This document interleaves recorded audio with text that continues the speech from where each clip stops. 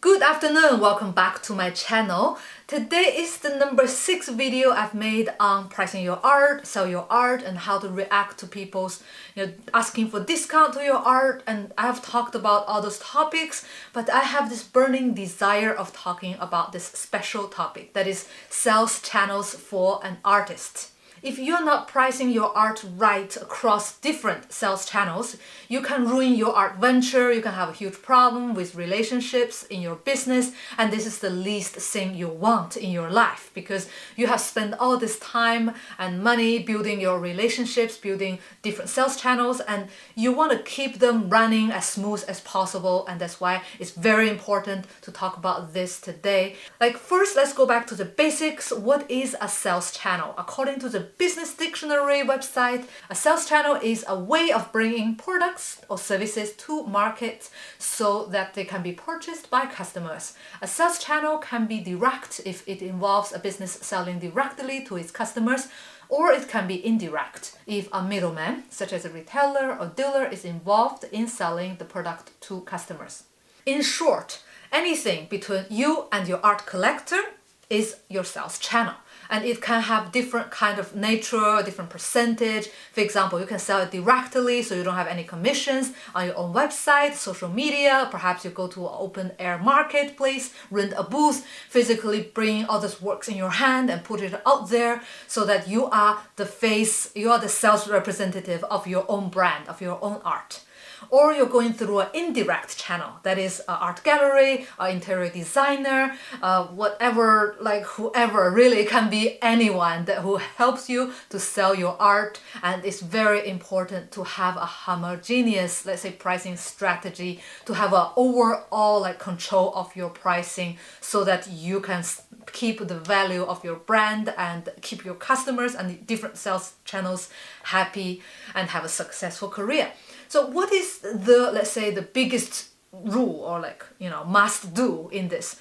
Personally, I think you can try your best as much as possible to keep all your prices across all channels at the same price. This is very important so that you can avoid channel conflicts, so that they cannot complain about it through your different dealers, different channels, and also you can avoid customers thinking that your price is just random, you really had no idea of your pricing, you're amateur, or your price is inflated because they have seen a cheaper price somewhere. So the least thing you want to do is to give this impression. Now let's talk about 3 different sales channels just for example.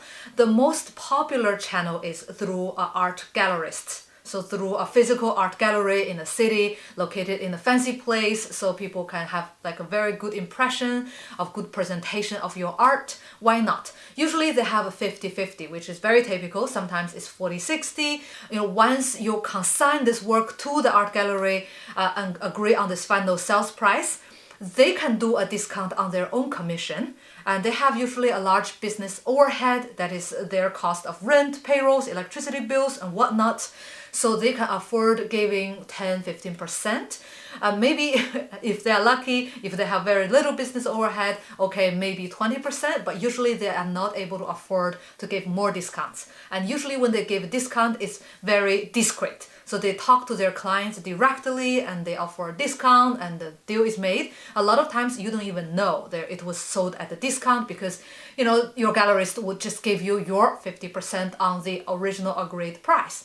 If you're very new in this business and you want to push your dealers to prioritize on selling and promoting your art, you can say, okay, if you sell this on 10% off, I'm willing to give up my part of the share so that we share this 10% discount. So that is 5% discount on my payout. And that's also okay depending on different region, different dealer, and different situation. But I would consider 5% is okay if you want to have a strong relationship with your dealers and a good relationship with your clients. It's fine. What about if you sell your art on Artfinder, Saatchi Art, those kind of online marketplaces? So yesterday in the video, I told that if they give a discount 15%, it's from their commission. I think I'm still right in this account, but I realize it's more than that. I signed up as a new customer on Artfinder and they gave me this 15% off as the first purchase, as a newcomer's welcome purchase gift card, and it's their cost on acquiring the new clients, because I can use this 15% on any art and it's impossible for them to ask one by one to different artists, right? So some artists would say, I don't give any discount, and guess what? This 15% is off Artfinder. So it's still on them. But then when I checked online, I realized there's so many different discount programs that you can join, and it's fully voluntary. Nobody forces you to join as artist, but if you join, there are so many benefits, such as you can be promoted, you'll be pushed on their emailing list, because they will prioritize your works above any others if you're willing to give this discount. But if you are selling your art in any other channel, in other locations, perhaps a physical gallery or interior designer, don't give more than 20%, because those discounts are available to the public on the internet. If your dealer search your name, guess what? Artfinder has excellent SEO and your page on the Artfinder will come up first. And they will see, aha, you're selling 35% off or even 50% off on Artfinder. What can I do as your dealer, right? I'm losing business. People are buying on Artfinder. And guess what? I'm not going to work with you anymore because this is not fair. You're doing a price war against me. So this is the problem. So make sure that you don't give more than 20% so that you can still allow your customers to purchase throughout other channels and you leave some business opportunity for your other dealers. Now the third scenario is you selling directly on your own website or social media. Basically, you directly selling to your client, and that is the best way because you're not paying any commissions. So it's really good business for you. Ideally, you would try to push everything possible for this to happen. But again, if you're selling identical work on your website, imagine if you're giving 25% discount on this piece of art sold on your website on Black Friday special sale, and this work is also sold in the physical gallery. Guess what? The gallery owner sees this and he or she will not be happy about it. And of course, they can nag you about it and they can try to end this relationship with you. But I would say try to do these discounts only on the very special occasions so that you can justify. You can say, look, it's once a year, it's limited time only, and this is Black Friday. Ideally, you can sell different formats, different series or different materials, mediums, sizes, and different stuff like art merchandising, limited prints on your own website, and then you're selling large original artworks through gallerists and medium-sized works framed through interior designers, and you can try to make a bit product differentiation throughout your channels so each of them will have, let's say, unique products to sell and there's absolutely no conflicts throughout your channels, and that is the ideal way. Of course, on your side, it can be more trouble to design and produce those different artworks, but the thing is, you are having this golden opportunity of making product differentiation. I would say there's not one other product in the world that is more differentiated in the product lineup than artworks. Many other businesses are dealing with channel conflicts with such delicate, with such more energy, and they're working on the fine line of ruining their business, like Dial Computer, iPhone, Microsoft, whatnot. There are so many more problems in other companies when they build one channel to retail and then they want to switch to online, but they don't want to damage the retailer's interest, and it's very delicate. But artworks are such a different product. It's not like iPhones or laptops.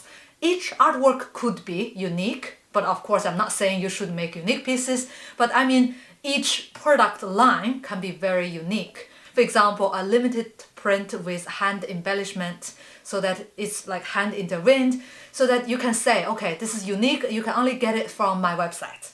And guess what? If you want a real piece of art that is totally limited signed and 5 copies only, go to my gallerist. This is the phone number. And guess what? You're referring your client to the gallerist, and gallerists are happy because they're getting commissions and they're getting business leads from you.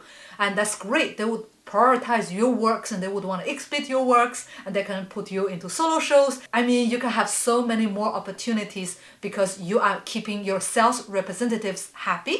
At the same time, guess what? You're making good money too.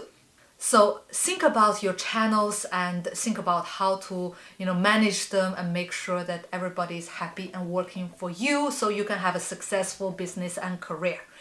Okay, that's all what I want to say about sales channels for artists. Thank you very much for watching. Leave me a comment below if you have any questions and hit the subscription button. Thank you very much. See you in the next video.